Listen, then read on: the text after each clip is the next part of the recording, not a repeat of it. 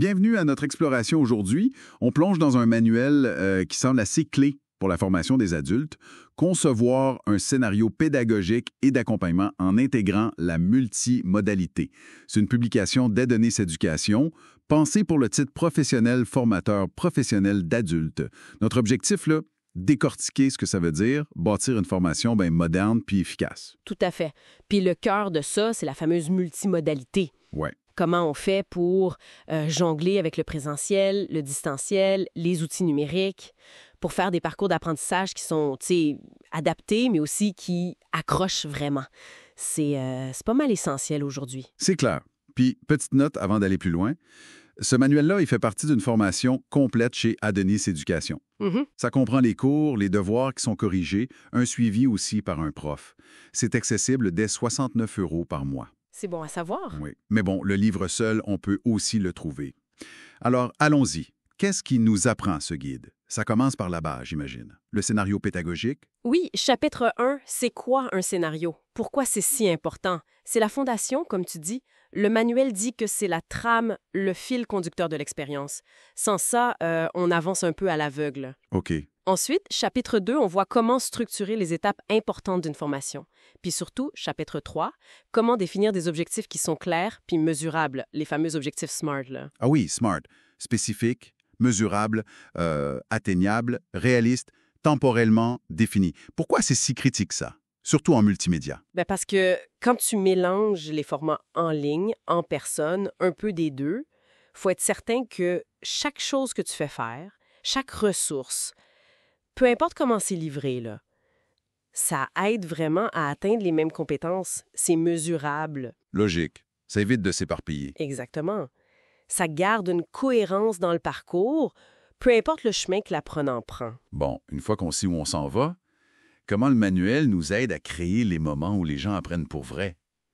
Les situations d'apprentissage. Chapitre 4, c'est ça? C'est ça. Comment créer ces situations-là? Des ateliers, des études de cas, des projets. L'idée, c'est de rendre l'apprenant actif. Pas juste écouter, là. Non. Puis le chapitre 5 explore quelle technique choisir. Plutôt magistral, collaboratif, par projet. C'est pas juste de choisir une méthode, mais comment on les articule ensemble avec les bons outils. Justement, les outils, surtout les numériques. Le manuel doit en parler pas mal. Comment on évite que ce soit juste des gadgets? C'est un point fort, je trouve. Le manuel ne fait pas juste lister des outils, genre Moodle, des vidéos, des quiz. Il donne plutôt un cadre pour choisir le bon outil, pour l'objectif pédagogique, puis pour les apprenants qu'on a. Ah, OK. La technologie doit servir la pédagogie, pas le contraire. Puis il faut faire attention à l'accessibilité pour tout le monde. Super important, l'accessibilité. Puis ça touche à l'adaptation aux apprenants aussi, non? Le chapitre 11, l'individualisation. Effectivement. Comment permettre à chacun d'avancer à son rythme, selon ses besoins. C'est très pertinent en multimodal où les parcours peuvent être plus flexibles. Puis il y a d'autres aspects pratiques. Oui. Le chapitre 12 couvre la préparation des évaluations.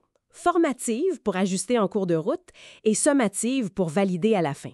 Puis même le chapitre 14 sur l'aménagement des espaces, que ce soit physique ou virtuel, créer un bon environnement. Et le défi de l'accompagnement à distance, chapitre 17, je crois, c'est souvent là que c'est difficile. Oui, c'est abordé directement. Quelle stratégie pour garder les gens engagés, offrir du soutien, même s'ils ne sont pas là physiquement? C'est un gros enjeu.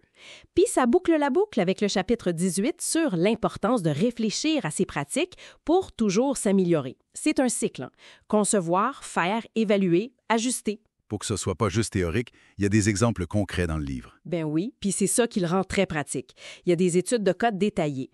Par exemple, comment rendre hybride la formation de techniciens sur une nouvelle machine. Ah, intéressant. Ou comment utiliser le numérique pour former du personnel de la santé à un nouveau logiciel. On trouve aussi des outils visuels, genre des cartes mentales, pour aider à synthétiser les idées clés de chaque étape. Ça aide vraiment à se représenter les choses. OK, donc en résumé, c'est un guide assez complet qui couvre tout le processus de A à Z. C'est ça. Ça offre vraiment une feuille de route structurée puis pragmatique pour maîtriser la conception de formation multimodale qui fonctionne bien. De l'analyse des besoins jusqu'à l'amélioration continue, en passant par les choix de méthodes puis de technologies. Parfait pour les futurs formateurs qui visent le titre pro ou même ceux qui veulent juste mettre à jour leur façon de faire. On rappelle que ce manuel est inclus dans la formation complète d'Adonis Éducation, mais on peut aussi le trouver seul sur lalib.fr, par exemple. Exact. Puis pour finir, peut-être une question pour réfléchir. Avec la technologie qui change tout le temps, puis les attentes des apprenants aussi, comment on s'assure que nos scénarios pédagogiques, oui, sont efficaces techniquement, mais qui gardent une connexion humaine forte, même quand on est chacun derrière notre écran? Ça, c'est un défi constant.